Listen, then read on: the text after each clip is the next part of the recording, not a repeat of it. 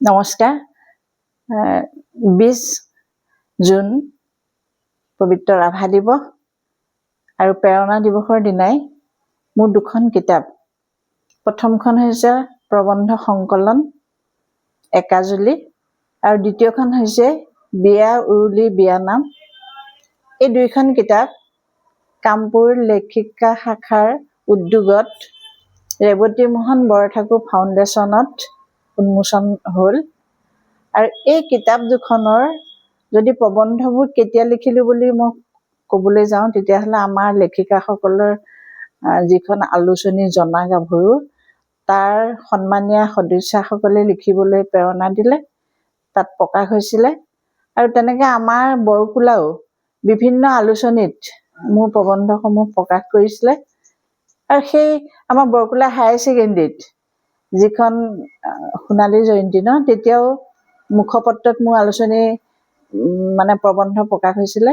সেই প্ৰকাশ হোৱা প্ৰবন্ধবোৰ নিয়মীয়া বাৰ্তা, শিক্ষা বাৰ্তাত শিক্ষা বিষয়ক কেইবাটাও প্ৰবন্ধ প্ৰকাশ হৈছিল, কিন্তু ছাত্ৰ ছাত্ৰীয়ে পঢ়িবলৈ নি সেইবোৰ ঘূৰাই নিদিয়াত মই এইবোৰ হেৰুৱাবলগীয়া হ'ল। এতিয়া মই ভাবিলোঁ যে মোৰ যিকেইটা হাতত আছে সেইখিনি 24টা প্ৰবন্ধ একগোট কৰি ৰখাৰ মানস কৰি এই প্ৰবন্ধ সংকলন একাজলি প্ৰকাশৰ বিষয়ে অগ্ৰসৰ হ'লোঁ। আৰু প্ৰকাশৰ দায়িত্ব বহন কৰিছিলে কামপুৰ লেখিকা শাখাই আৰু উন্মোচনৰো তেখেতসকলেই দিহা কৰি তাতে মোৰ এই দুইখন কিতাপ উন্মোচন কৰা হ'ল। আৰু দ্বিতীয়খন গ্ৰন্থ বিয়া উৰুলি বিয়ানাম, এইখনৰ কথা ক'বলৈ গ'লে এবাৰ বুকলেণ্ডত প্ৰতিযোগিতা হৈছিলে। সেই প্ৰতিযোগিতাত মোৰ কিতাপখিনিৰ ওপৰত মই প্ৰথম পুৰস্কাৰ পাবলৈ সক্ষম হৈছিলোঁ। তাত প্ৰাইজ মানি আছিল 15,000 টকা, আনকি অহা যোৱা খৰচো দিছিলে 4,000 টকা। মানপত্ৰ ইয়াত এখন আছেই। বুকলেণ্ড প্ৰজ্ঞা সাধনা বঁটা লাভ কৰিছিলোঁ 2018 চনত। আৰু আটাইতকৈ ডাঙৰ কথা, সেই প্ৰতিযোগিতাৰ বিচাৰকৰ আসন অলংকৃত কৰিছিল লক্ষীনন্দন বৰা ছাৰে। বৰা ছাৰে মোৰ বিয়া উৰুলি বিয়ানাম এই প্ৰবন্ধটো, কিতাপখন বহুত ভাল পাইছিলে আৰু তেখেতে মোক কৈছিলে যে এইখিনি আমাৰ লোক সংস্কৃতিৰ অমূল্য সম্পদ, আৰু তুমি যদি তাতে তুলনি বিয়া নামটো সংযোজন কৰিব পাৰা তেতিয়াহ'লে এই পূৰ্ণাংগ ৰূপ পাব। আৰু ছাৰ যদিও এতিয়া নাই, ছাৰৰ আত্মাৰ প্ৰতি সন্মান জনাই মই বিয়া উৰুলি বিয়ানামৰ তুলনি বিয়া সংযোজন কৰি দ্বিতীয় সংস্কৰণ প্ৰকাশৰ দিশে আগবাঢ়িলোঁ। আৰু উল্লেখযোগ্য কথা এইটোৱে যে এই কিতাপখন প্ৰকাশৰ দায়িত্ব লৈছিল মোৰ স্বামীয়ে। আৰু মোৰ স্বামীয়ে, মোৰ ল'ৰাহঁতে সদায় মোক কয় লিখক, সমাজৰ কাম কৰক। আৰু সেই প্ৰেৰণা, সাহস আৰু উৎসাহৰ বলতে এই 20 জুনৰ বিষ্ণু ৰাভাৰ মৃত্যু তিথি, তেখেতে 1969 চনৰ 20 জুনত আমাক এৰি থৈ গৈছিলে। আনহাতে এগৰাকী মহিয়সী নাৰী ডক্টৰ নিৰ্মল প্ৰভা বৰদলৈ, তেখেতে জন্ম হৈছিল 1933 চনৰ 20 জুনত। আৰু আমাৰ লেখিকাই এতিয়া প্ৰেৰণা দিৱস হিচাপে আমি পালন কৰোঁ এই দুয়োগৰাকী মহান সাহিত্যিকৰ এজনৰ মৃত্যু দিৱস, এজনৰ জন্ম দিৱসত কামপুৰ লেখিকা শাখাই মোৰ একাজলি প্ৰবন্ধ সংকলন আৰু বিয়া উৰুলি বিয়ানামৰ দ্বিতীয় সংস্কৰণ প্ৰকাশ কৰাত মই সঁচাকৈ ধন্য মানিছোঁ। তেখেতসকললৈ মই মোৰ আন্তৰিক শ্ৰদ্ধা নিবেদিছোঁ।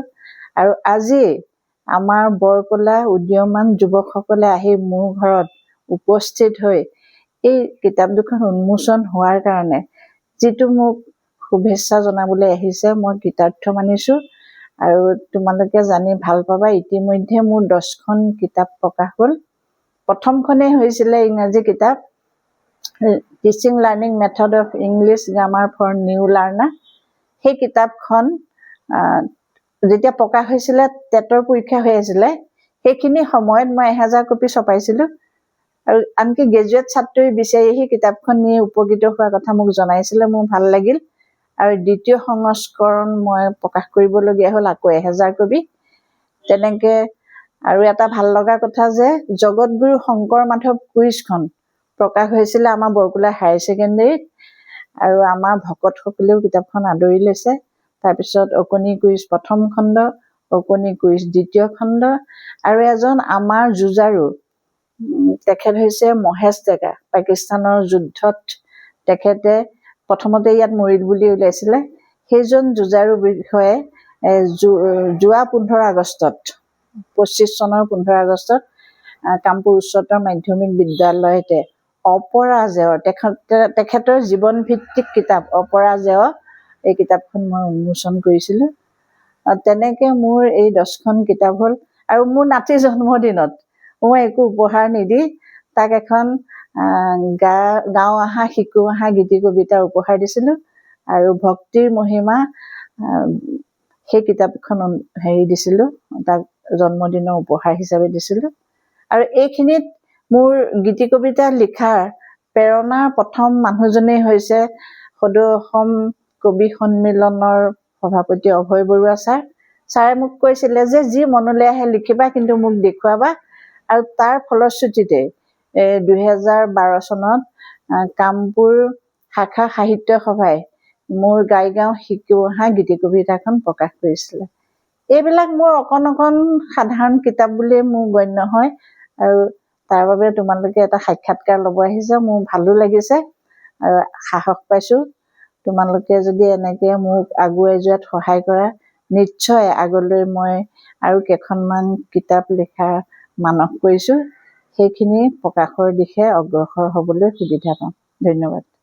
বাইদেউ, আপোনাক আমাৰ বৰকলাবাসী ৰাইজৰ হৈ আপোনালোকে শুভেচ্ছা থাকে, আৰু আপুনি আমাৰ বৰকলা গৌৰৱ, এনেকৈ আপুনি আৰু আগবাঢ়ি যাওক, তাৰ বাবে আমি ভগৱানৰ চৰণত প্ৰাৰ্থনা জনালোঁ। বহুত বহুত ধন্যবাদ। তোমালোকৰ আশীৰ্বাদ, মৰম, শুভেচ্ছা মই আন্তৰিকতাৰে গ্ৰহণ কৰিছোঁ। আৰু মই কথা দিছোঁ, যদি প্ৰভুৱে কৃপা কৰে তেতিয়াহ'লে মই আমাৰ 30 শ্বহীদৰ এখন কিতাপ লিখাৰ কথা মানস কৰিছোঁ। আকৌ মোৰ জীৱনৰ শিক্ষা জীৱনৰ মানে আৰম্ভণিৰ পৰা শেষলৈকে কি কৰিলোঁ সেইখিনিও মই ৰিণিকি চোৱাৰ প্ৰয়াস কৰিছোঁ। তাৰপিছত মোৰ গোটেই লিখাৰ প্ৰেৰণা হৈছে মোৰ জন্ম দিয়া মা। জন্ম দিছে, মোক শিক্ষা দিছে, লিখাৰ প্ৰেৰণা দিছে। আৰু মই এখন কিতাপ লিখাৰ মানস কৰিছোঁ। কিতাপখনৰ নাম ৰাখিম থপনা। তাত থপনাত মই স্থাপন কৰিম মোৰ মাক, মোৰ শহুৰ দেউতাক আৰু মোৰ দেউতাক। আৰু ইতিমধ্যে আমি এটা ন্যাস খুলিছোঁ শহুৰ দেউতা নামত। সেই ন্যাসৰ মূল উদ্দেশ্য হৈছে আমাৰ বৰকলা অঞ্চলৰ প্ৰাথমিক বিদ্যালয়ৰ ছাত্ৰ ছাত্ৰীসকলক শিক্ষাৰ দিশত অগ্ৰসৰ হোৱাত সহায় কৰা। সেই উদ্দেশ্য আগত ৰাখি আমি 5ম শ্ৰেণীৰ ছাত্ৰ ছাত্ৰীসকলৰ মাজত প্ৰতিযোগিতামূলক পৰীক্ষা অনুষ্ঠিত কৰিছিলোঁ। আৰু তেওঁলোকক প্ৰথম পুৰস্কাৰ হিচাপে 1000 টকা, দ্বিতীয় 800 টকা, তৃতীয় 600 টকা, আৰু গোটেইকেইজনকে নিচুকনি বঁটা 300কৈ প্ৰদান কৰিছিলোঁ, যাতে তেওঁলোকে পঢ়াৰ দিশে অগ্ৰসৰ হয় আৰু তেওঁলোক আমাৰ একোজন মানৱ সম্পদ হ'ব, সুশিক্ষাৰে শিক্ষিত হৈ। তাকে কামনা কৰি আমি ন্যাস বিভাগ খুলিছিলোঁ, আৰু তাৰ মই ছেক্ৰেটাৰী হিচাপে সেৱা আগবঢ়াবলৈ সক্ষম হৈছোঁ। ধন্যবাদ।